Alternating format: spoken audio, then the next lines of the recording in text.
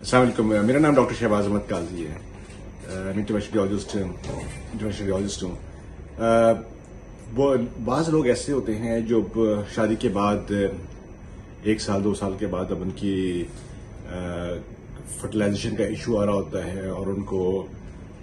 بچے نہیں ہو رہے ہوتے ہیں, اور جب ان کا فیمیل پارٹنر اور میل پارٹنر کا جب ورک اپ ہوتا ہے تو اس ورک اپ کے اندر ان کو نہیں معلوم ہوتا تھا کہ ان کو کوئی ویریکوسیل ہے. ان کو ویریکوسیل اس وقت پتہ چلتا تھا جب اپنا وہ سیمن اینالیسس کراتے تھے اور اس کے اندر جب کاؤنٹ کم آتا تھا یا ان کی مورٹیلٹی کم آتی تھی, اور اس کے بعد جب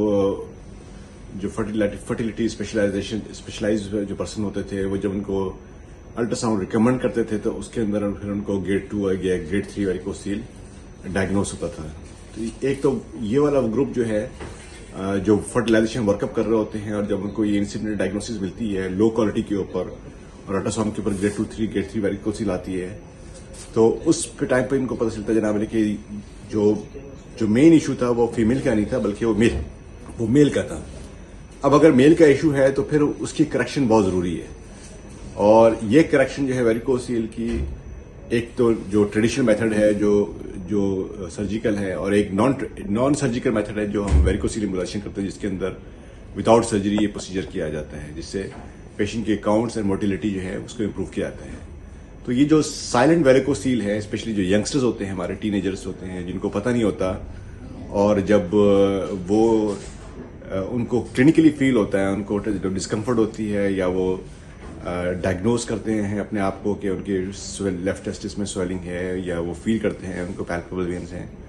پھر ان کو پتہ چلتا ہے کہ ان کو یہ ویریکوسیل ہے. تو ویریکوسیل ارلی فیز کے اندر جو پک اپ ہونا چاہیے اس کو ایڈریس کرنا چاہیے, اس کو ٹریٹ کرنا چاہیے, کیونکہ ایک لڑکا یا ایک آدمی جس کے 19 سال یا 25 سال کی ایج کے اوپر اگر ویریکوسیل ہوتا ہے تو اس کو ڈائگنوز ہونا چاہیے, اور ڈائگنوز ہونے کے بعد اس کی امیڈیٹ کریکشن کرنی چاہیے, اس کو ڈیلے نہیں کرنی چاہیے, کیونکہ اگر آپ ڈیلے کریں گے تو اس کا جو ہائی ٹیمپریچر ہوتا ہے اسکاٹل کا وہ ڈی این اے کو ڈیمیج کرے گا, اور ڈی این اے کو ڈیمیج کرے گا تو ان دا لانگ رن فرٹیلائزیشن جو ہے وہ مشکل ہو جاتی ہے. اسی لیے early diagnosis and early treatment یہ اصول ہونا چاہیے. شکریہ.